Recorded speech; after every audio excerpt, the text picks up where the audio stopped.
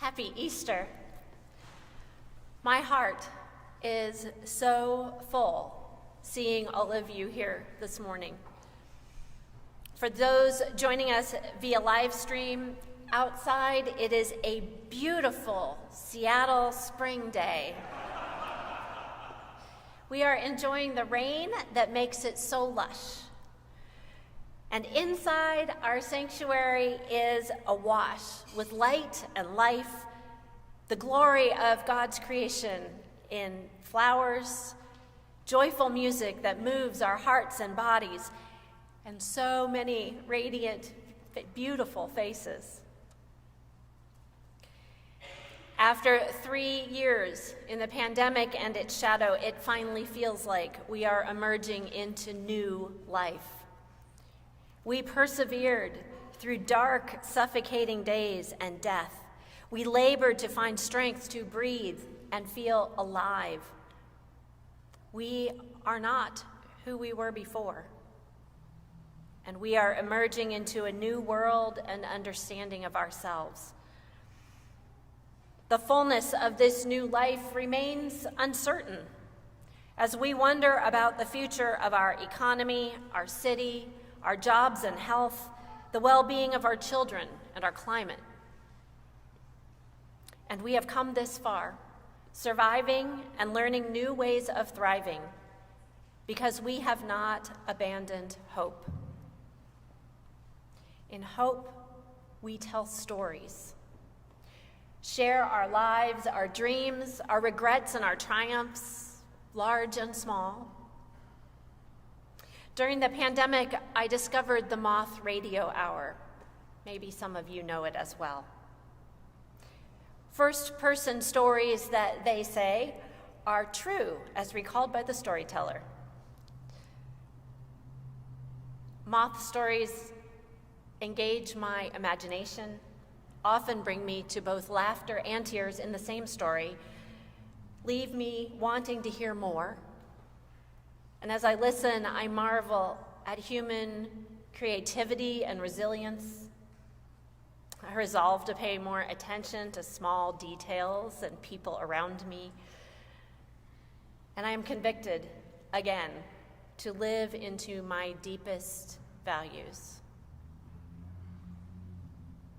Stories connect us with that golden thread of human experience that binds all of our stories into one.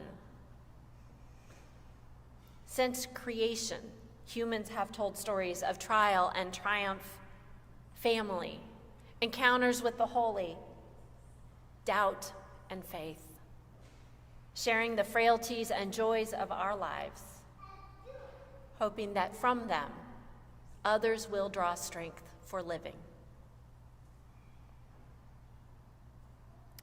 In our gospel stories, everyday human beings try their best and sometimes fail to find friends and community, to nurture hope, to support one another and share daily joys and sorrows.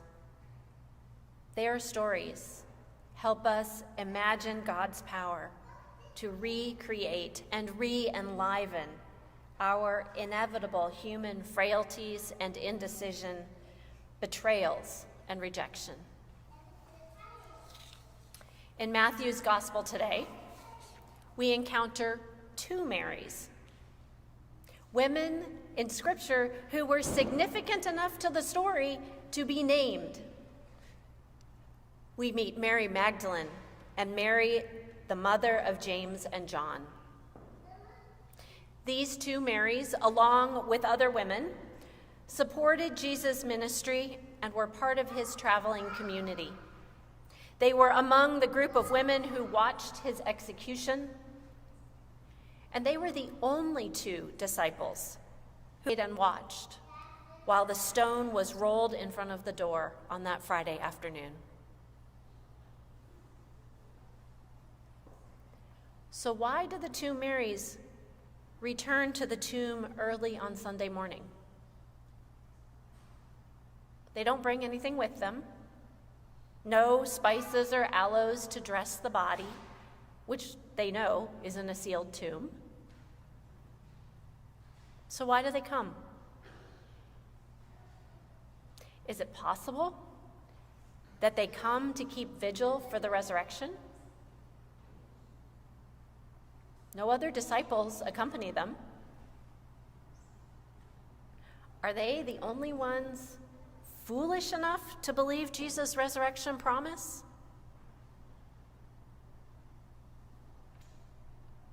As they arrive, the earth shakes, lightning flashes. My imagination adds a loud cosmic groaning and a smell. Something out of the ordinary is happening. And then a dazzling and superhumanly strong angel appears, rolls away that enormous stone that seals the tomb, and sits on top of it, and says, "Be not afraid." The soldiers guarding the tomb are paralyzed with fear, but not the Marys. They have seen too many amazing things with Jesus. They come closer. They peer in the newly opened tomb, and having seen for themselves that Jesus' body is not in there, they depart in haste. Mary Magdalene and Mary, the mother of James and John, are the first apostles. They are the first to go and tell the good news that Jesus is risen from the dead. Matthew says, with fear and great joy, they set off running. Giddy, slightly afraid, amazed, not completely sure what they have just seen and heard. Connecting the empty tomb with Jesus' predicted resurrection, the impossible is possible. And suddenly, as they are running, Jesus is there with them. And in my imagination, they tumble over one another as they stop. No longer possible. This is real. And Jesus says, "Do not be afraid." Afraid of what? Of him? Of proclaiming the resurrection? Of telling their truth, what they have seen and heard and felt? The Marys have a moth-quality story to share. Set in the rosy light of dawn, the cosmos shifting, the air electric with divine power, angels and ghosts, drama and suspense, and all the feelings. Sorrow, hope, fear, joy, doubt, faith. Threads for every listener to tie into our own story.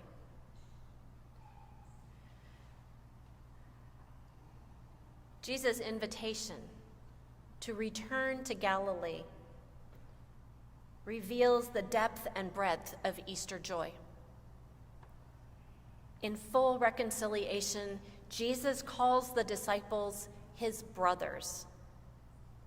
The same men who broke relationship by abandoning, denying, and betraying him are forgiven, restored to wholeness, once again, family.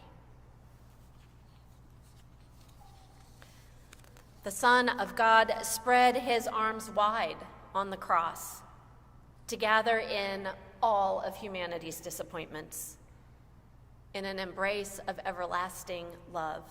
And loving his own on earth, he loves us to the end. He carries all the human brokenness, hate, and violence with him to the grave and leaves it there with death, returning to life to testify that God has the power to restore all people and relationships to wholeness and flourishing. This is the heart of this amazing message that Mary's carried to the disciples. And Matthew brings the story full circle with that mountaintop reunion in Galilee.